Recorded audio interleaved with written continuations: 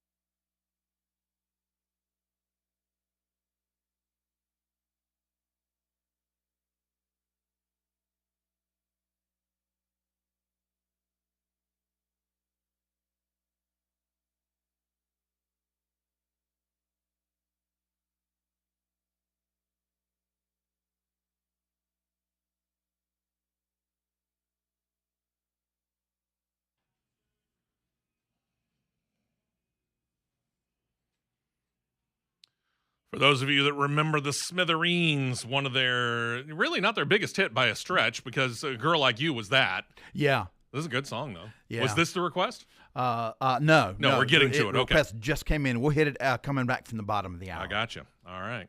Welcome back into the line. Andrew Mclain feeling a bit under the weather. I'm Steve West. I'll be joined in a little bit by Matt Nicholson here in studio, and we'll fill in things up until about noontime or so, and then we got a best of the line here as Andrew Mclain tries to get over whatever it is that he's dealing with. He said he was kind of dealing with a little bit on Monday, and then it just got worse overnight and couldn't come in on Tuesday, John. I think that's what you said. So, yeah. Yeah, it was feeling rough yesterday. Hoping for the best for him and for Richard, who says he'll be back tomorrow. We shall find out. Looking at this situation out there, Nevada is dealing with wildfires. Now Texas is dealing with wildfires.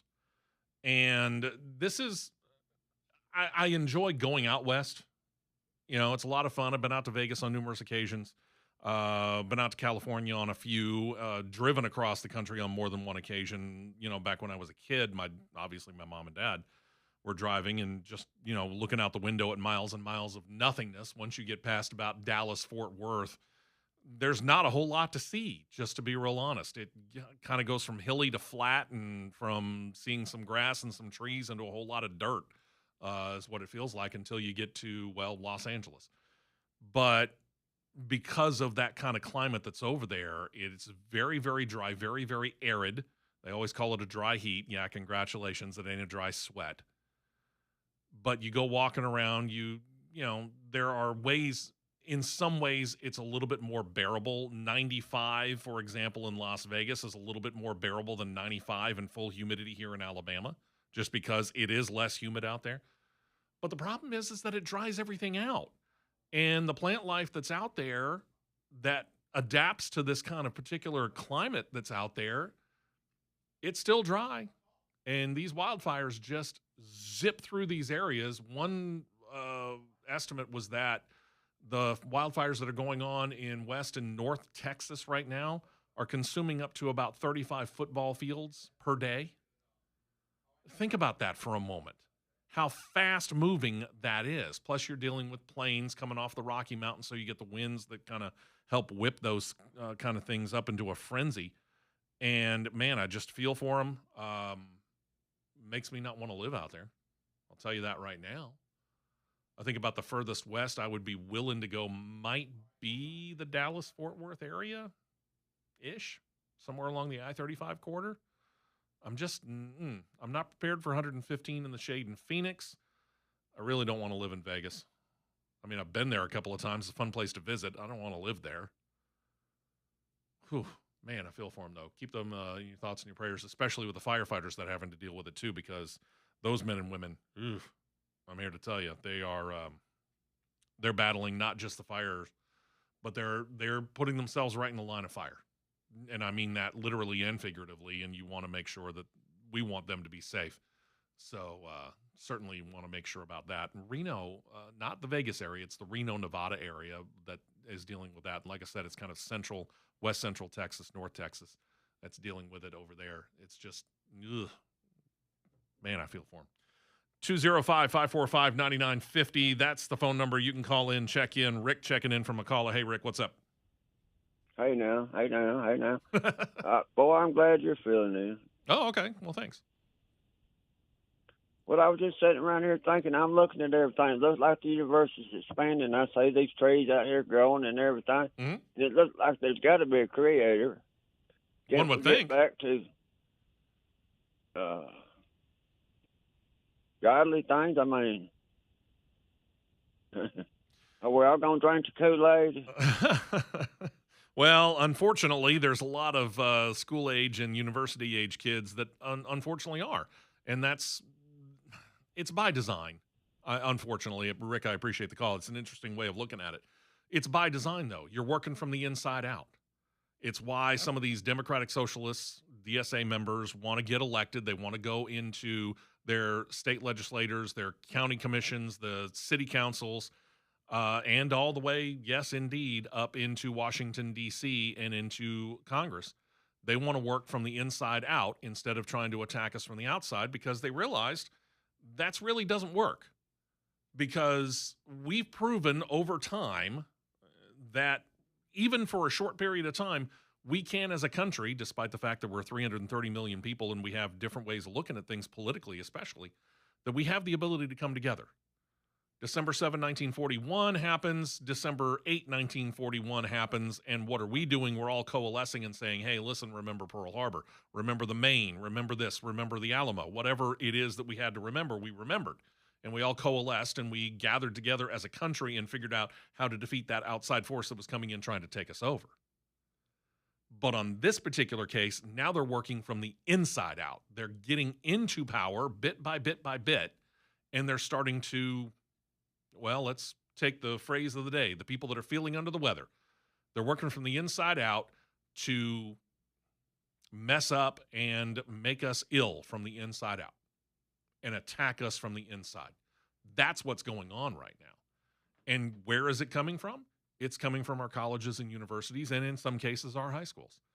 These kids who, and I remember being in high school. I didn't go to college. I went to broadcasting school, but I remember being in high school, and you could be influenced by what it was that your teacher happened to be teaching you from their particular angle of doing it. If they weren't doing it straightforward from the book as they were supposed to and instead put their own spin on it, they were kind of making you look at it from their angle, and you might just look at it from their angle enough to believe it from that angle. Well, that's what these high school teachers and these college university professors are doing. And you're getting a whole bunch of these kids that are going to these 2- and 4-year colleges, and they're coming out, and they've got that particular viewpoint. And they're all sitting there saying, oh, we ought to be socialist. We ought to lean socialist. How are you going to pay for it? All these great programs that you say are going to come about if we turn to a socialist nation. How are we going to pay for it? Because we all have to pay for that. Because the very, very God's honest, simple truth is right there staring us in the face. The government produces exactly nothing except for debt. And they do that well, $40 trillion of it, last I heard. My dad laid it out for me perfectly when I was about 11 or 12. He gave me an economic lesson that I have remembered all of my life. My dad worked for the VA hospital. It's how we moved from Boston to Birmingham when I was 5 years old. All of my kindergarten, elementary, middle, and high school career was right here in the Birmingham area. And Dad working for the VA hospital obviously got a government paycheck. My mother worked for a bank. You might remember what used to be BTNB and is then turned into South Trust. Now it's what? I don't know. Whoever it is. Doesn't matter. My dad took pay slips from him and my mother. And he sat down and he explained to me how that check stub worked. And he said, here's the situation. Here's how much the federal government's paying me. Here's how much the federal government takes out of my paycheck. And here's how much that I brought home. And the number that he brought home was a heck of a lot more than what the federal government took out of his paycheck. And he looked at me straight up and he said, the federal government's losing money every time they pay me. Every time I get paid, the federal government's losing money on me. On your other hand, your mother works for a bank. It's not a government employee. So this company, whether it's publicly or privately owned, whether it's, in other words, whether it's on the stock market or whether one person or a conglomeration of a couple of people own it, they're paying your mother. Here's how much she gets paid. Here's how much is taken out by the federal government. Here's how much she actually brings home. But because the federal government didn't pay her that, the federal government gets profit off of your mother. Because the company paid her, not the government. And that always stuck with me. Because you think about the number of people, and I'm not saying firing everybody that works for the federal government is going to solve our budget issues. It's not. But it's a small economic reality here. That if we all end up on the government dole, they can take so much tax out of your paycheck and my paycheck and John Bird's paycheck and whoever else's paycheck, but they're still going to lose money on all of us. Because in the end, we're all taking more than what the federal government's bringing in. And the federal government's bringing in $3.5 to $4 trillion annually. Think about how many zeros that is. And welcome to the budgeting issue that we're dealing with right now. and yet we're still $40 trillion in debt because we're paying for a heck of a lot more than we ever were supposed to. If you go back and you look at what we're dealing with here in the United States as what it should be in the Constitution. Here endeth the lesson for now.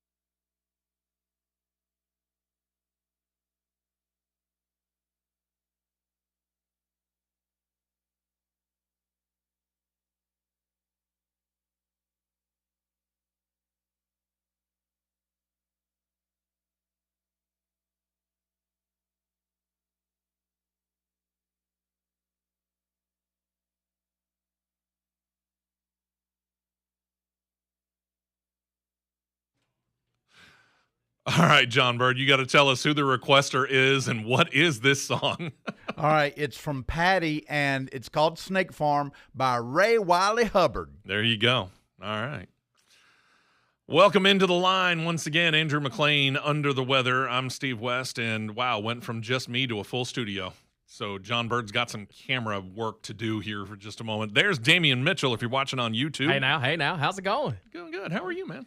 It's so close to football season now. Like, whatever my mood was in like June or July, it's through the roof now. It's August. And There you flipping over the calendar, man. I'm excited. Yeah, I'm excited. And also in the guy who's going to fill in for the rest of my time on the air up until noon, Matt Nicholson, who is over there. There he is. You finally made it in. Yeah, I made it. Good old-fashioned I-20 traffic. Gotta love I-20, don't you? You gotta like flip a quarter, like, hey, what's it gonna be today? A straight shot, or are you gonna feel like you're running 3 wide down the back stretch at Talladega at 190? Yeah. Today it was 3 wide at 65 instead of 190. Well, at least you were going 65. There's I'd that. much rather be going 190. I understand that. I wanted to bring you in because during my segment about a little bit more than an hour ago, talked about how this is week 0.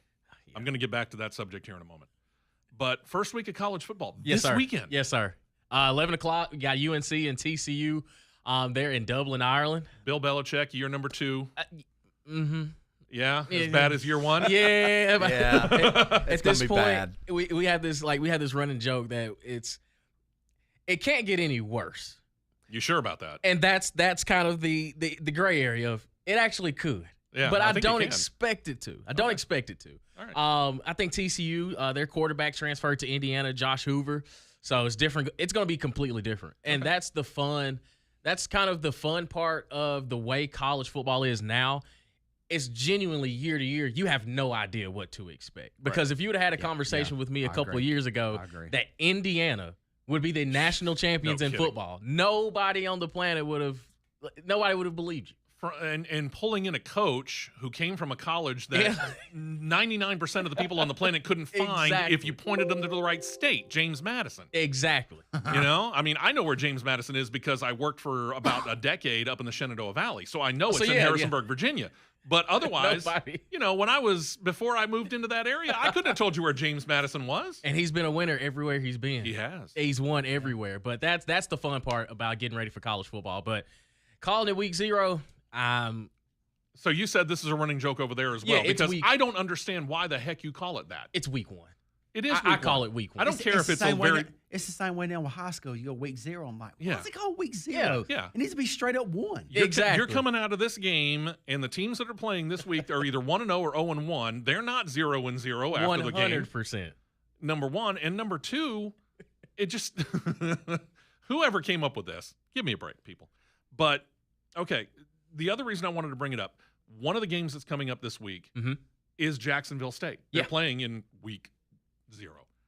They're playing an old foe of theirs back from when they were both in the FCS, North Dakota State, which has stepped up their game and decided they wanted to join. Yeah. So that means oil money's coming in pretty big for North Dakota State, isn't it? Hey, they're the biggest show in town. So they're the receiving end of all of it. I imagine there's a lot of money flowing into that. Oh, my God. Gotta be. Yeah. Oh, my gosh. It's Gotta insane. When Sanford played up there a couple years ago in the playoffs, they all, like, everybody that went up there said that it's different. Like, it's just different because they're the only show in town. Like, it's everything, all of their resources, the fan base. They were like, this is what big-time level football is supposed to look like. And now you see the jump to FBS for North Dakota State. It's kind of, well, yeah, we've been doing this for a while. Now it's you're taking that next level up, that next step up. But I think Jacksonville State, because of their success they've had in the Conference USA, it's hard to think that they won't be able to go up there and be extremely competitive and not win the football game. Okay. No matter how good North Dakota State is, the jump is still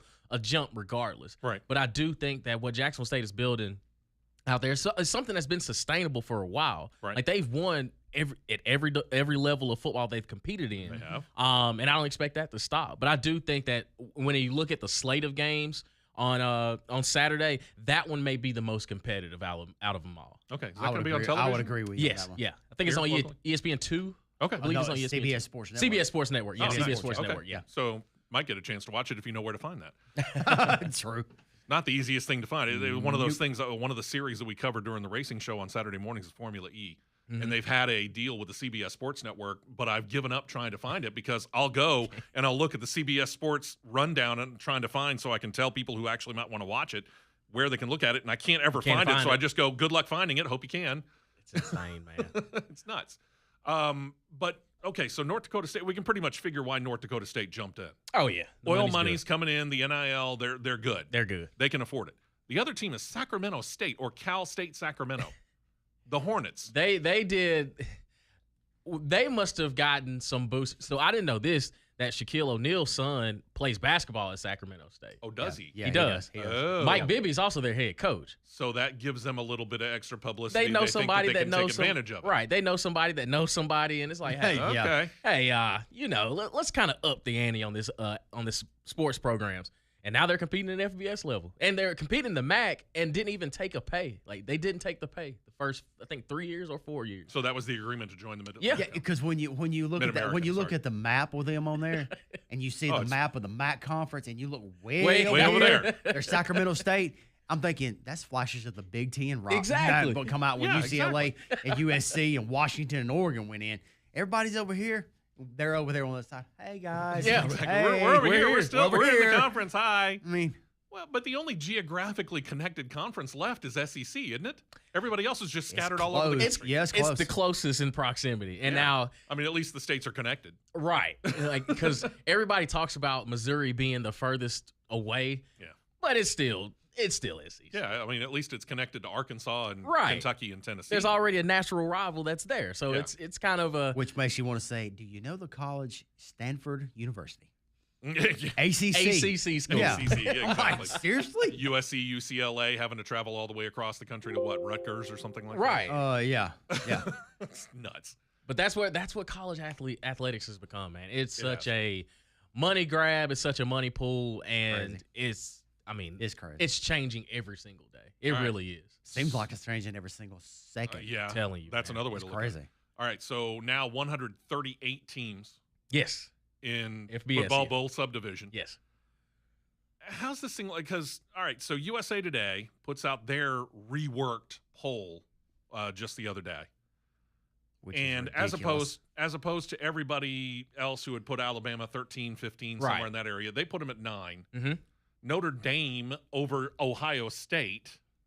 To each their own. Who the heck came up with this list? Hey, listen, when it comes down to these projections and rankings and stuff, I usually take strong consideration from 1 to about 15 or 16. Okay. After that, you're just kind of pulling names. Yeah. It's the same way in the college football playoffs. It's okay, if you're telling me these are the 12 best teams or the 12 most deserving teams, how can you differentiate from 16 down to 25 when they're easily. identical records and people are bringing up strength of schedule, when they played a certain team, how they played a certain team, what time of the day they played a certain team, and I'm just sitting here like, okay, just tell me who the best 12 are. Just There you give me the top 12. Everything else we'll just figure out. All right. Yeah. How many teams from the SEC get into the playoff? If you ask me, since you're asking me today, I I'm am. going to say 5. And who are they? Oh boy, here we go. Matt's going 4. I say it'll be Ole Miss, Texas A&M, Texas, Alabama, and I'm kind of splitting hairs with LSU and Oklahoma, but it'll be one of those two. Okay. You go 4, Matt. Who are Oh, you excuse going? me. Georgia. There you Georgia. go. Yeah. Okay. Matt. Georgia, Texas, Mm-hmm. Pretty much figure that because most people are picking them to be in the SEC championship game. LSU, Going LSU. Okay. Ole Miss misses, Oklahoma's in. Oh, Wow. There's a call. oh. And you just ticked But off it- every Alabama fan. But I think it's fair. Ole Miss misses by a razor thin margin. I think that's fair. See, I'm on the other end of it. I think Okay. LSU to me, one, if you're paying, over $50 million for a roster, you're paying a coach $100 million to be the coach. The expectation is for you to win immediately. Yeah. But it's also Lane Kiffin who's the head coach. If he's never done it before, why should we believe him now? Okay. So like I'm kind of on I'm on the side of he's proven me wrong less times than not. Okay. Like he's proven me that, hey, okay, like a couple years ago in 2024, they lost to Kentucky in week 2. And you figured, okay, you got that early season loss out of the way. And then later on when the chips are right there on the table, they lose to Florida when Florida was just scraping by trying to figure out how they're going to make a season. Yep. And then last season, again, you lead a team to the college football playoff, and in the college football playoff, you leave. Yeah. Like that just does not sit right with me. Nope. I understand. And Sam Leavitt, their quarterback, transferred in from Arizona State. I have reservations about him. When he's healthy and playing, he's pretty good. Okay. But he also was the quarterback that lost to Mississippi State in Week 4 last year. Okay. Alabama, new quarterback. Yes. Let's deal with that. Keelan Russell. What's their situation? I think it's going to be tough for people to really process this. It's not going to be joyless murder ball, but they will be an improved football team from top to bottom. Okay. I think what people are going to remember from 2025 is Ty Simpson was asked to do everything. Right. He was asked to do everything. I think from what we've heard from fall camp, the offensive line is as close to being a well-oiled machine as they have been. Okay. The running back position, E.J. Crowell, young, exciting freshman, it's kind of been banged up, but a lot of those guys that were returning, A.K. Deere, Daniel Hill, they're starting to step up. Trayshawn Brown, who's a freshman, has really started to blossom. I look at Alabama as, in case you've forgotten who they are, they're going to remind you this year. Okay. Auburn comes in, got a new coach. Yes. Got a pretty different roster because he's bringing a lot of people from his old school up there. But it is interesting to note, and I'll go back to that poll just because I found it interesting enough to realize that between 64, where they put Auburn, and 70, just behind them is both Troy and Jacksonville State. They had Auburn at 64? They had Auburn at 64. Lord have mercy. Auburn will be the most improved team in the SEC. Okay. Without a doubt. I love Alex Golesh. As a former receiver, that is the offense I wish I could have played in my entire life. He makes it easy for us. Okay. We operate. There's a lot of green grass that has to be accounted for, and the receivers are covering about 70% of that. So, you're going to have to figure out how to operate in space, and they make it easy on the quarterback, and especially in the RPO situation. Is, hey, the box is light, you hand it off. If not, we got playmakers all around you. Just give them the football. Okay, so they've got the personnel to do what they need to do under his system. The only thing is can Byron Brown replicate what he did at USF in the SEC? That's the only reservation, because it's going to be tougher. You're going against tougher competition week in and week out. But Alex Golesh has shown me that it works everywhere he's gone. Okay, everywhere. And then defensively with DJ Durkin, it worked at Tennessee, right? And he's basically taking the same thing from Tennessee, bringing it down here to Auburn, and with a pit stop in South Florida in between. Mm-hmm. Okay. But a little bit of insight I can share, because I personally know to start Nickelback. Mm-hmm. He's from my home area. I've known him since he's been, as the old Southern saying goes, he's been knee high to a stump. I've known him. I spoke with him not that long ago, and he said, I straight asked him, I said, what is the difference now between Freeze and Golesh? He said, you would not believe night and day how much different and how much more improved the culture is down there now, that it's not even funny. And if you've been in locker rooms at the college level, if the feeling in and around the locker room is on a downside, that affects the whole team. Oh, 100%. Yeah. On the other hand, 100%. if you can come in and you see that entire change, that also affects the entire locker room. Absolutely, it becomes a snowball effect. It's okay. So here's the separation between Hugh Freeze and Alex Golesh. Alex Golesh does not care anything except what is happening at Auburn University. That is all. He doesn't care about what's going on in Tuscaloosa, how the coaching style is in Georgia, Tennessee. No, he is focused on how do I make Auburn the best version of Auburn. And he from the moment he stepped in, that's his only goal. Because when you hear him talk, he talks a lot, but there's so much substance in what he says, because he is razor focused on how do I improve what I have in this building, so that it's very similar to Texas A&M with Mike Elko. It's, I don't care what's going on around me.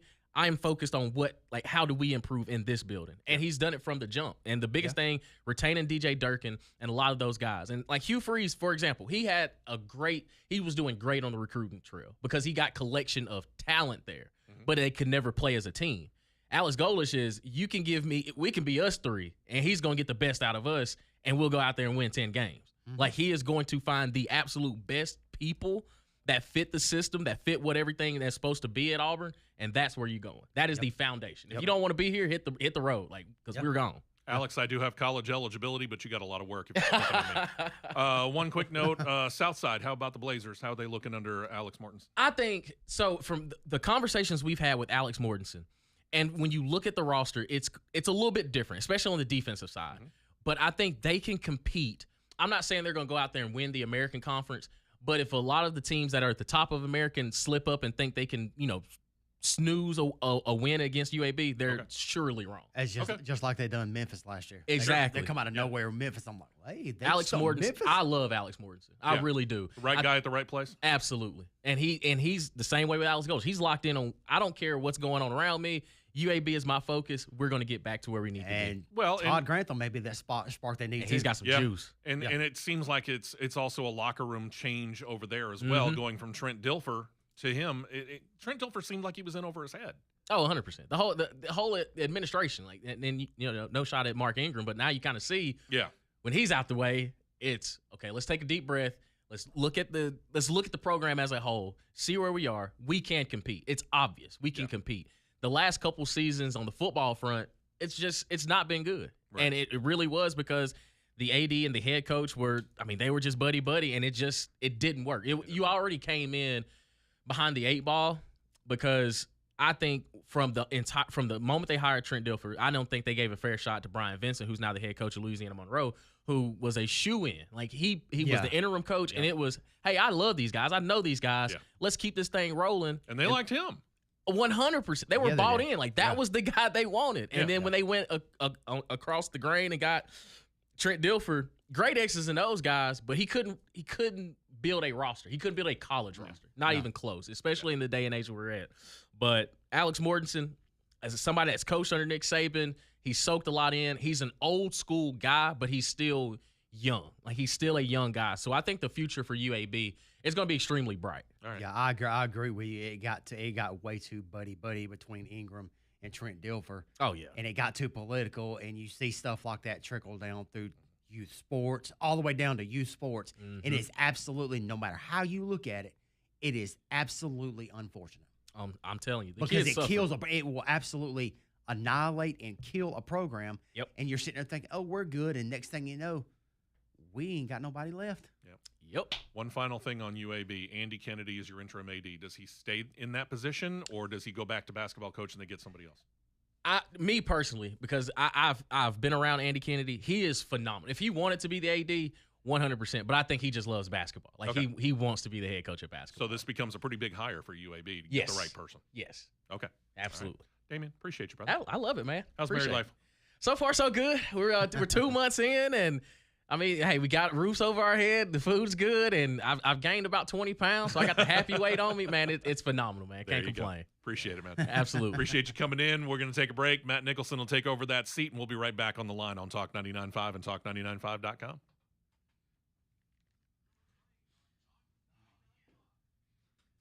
Absolutely, man. Absolutely. Matt, it's good to see you, brother.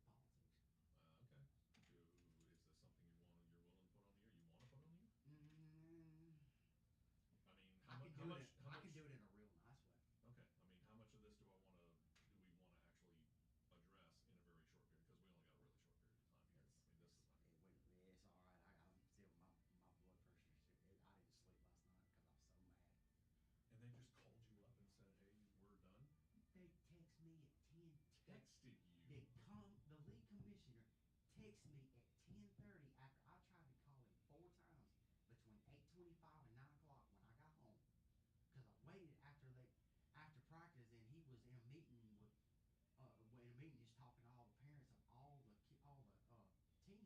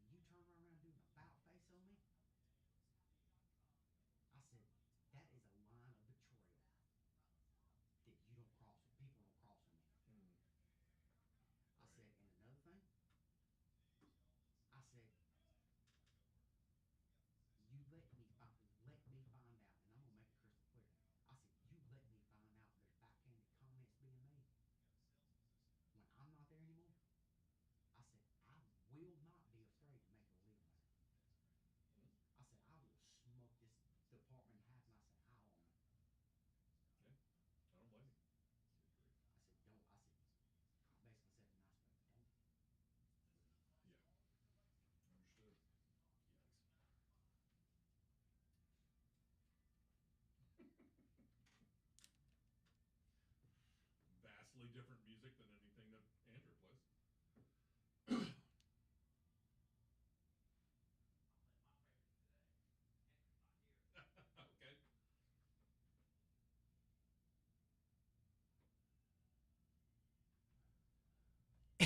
Okay.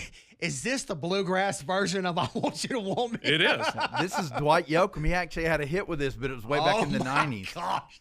Cadillac Cowboy. So those of you that are wondering what the heck happened to Andrew Mclain's music, Wow. John Bird's in control now. Woohoo! Party time. He's going to have a good time. We have no idea what the heck is going to happen musically. It'll be an adventure for all of us. So with us here right now, like we are, I said it. So, is this the version of The Line Goes to the Racetrack? Pretty much. This is a version of the line going off the rails. That's what this is. Oh, man. So let me see if I do this right. Hey, now. Yeah, exactly. Andrew feeling under the weather. Let us know this morning and mentioned it earlier on in the hour. John Bird, you said you talked to him this morning and you knew that he wasn't feeling that good yesterday, and it just got worse apparently overnight. Yeah. So hoping the best for him. Maybe he'll be back tomorrow. If not, there will be somebody in this chair at least for the first couple of hours, and John Bird will be scrambling trying to find another 2-hour best of. You know, welcome to the ways of radio. Get better, brother. We're doing as many contingency plans as we can possibly do. Richard's been out the first couple of days this week, says he'll be back tomorrow. So we'll find out whether or not that all works out in the end, and we'll see what happens. Matt Nicholson, for those of you that do not know and have not heard necessarily us on Saturday mornings from 8 a.m. to 10 a.m., this is the trio, by the way, that does the CRN show from right here at Talk 99.5, because John Bird is generally our producer as well. And Coach Matt here, but the coaching situation took a left turn. We will probably deal with that because we don't have a whole lot of time to deal with that this hour. It's I won't say it this simple. It's a mess. Yeah. And it is a downright shame. And I don't care where it's at. I don't care if it's right here in the city of Birmingham, whether it be in one of the suburbs, maybe Winona, Woodlawn, Hoover, Bessemer, up to Gardendale, all the way over to the east for Oxford, Munford, or anything like that. Talladega, you name it. Anywhere within these 67 counties of the state of Alabama. I may sound like James Spann here. It's a downright shame that political and politics-related stuff of the buddy-buddy system, however you look at it, gets brought into an arena where kids are involved. Yeah. It's a downright shame, and it's not right. Well, and to do what they did to you via text. The least they could have done was called you. Be professional about it. Or said something when I'm looking them in the eye. Yeah. Or do it in person. Yeah. Have some intestinal fortitude to do that. Hour one in the books. Like I said, the line way off the rails. I don't know whether we'll get it back on in hour number 2, but we'll have fun trying it. Richard the Cop, hang on through the break at the top of the hour. We'll give you the proper amount of time.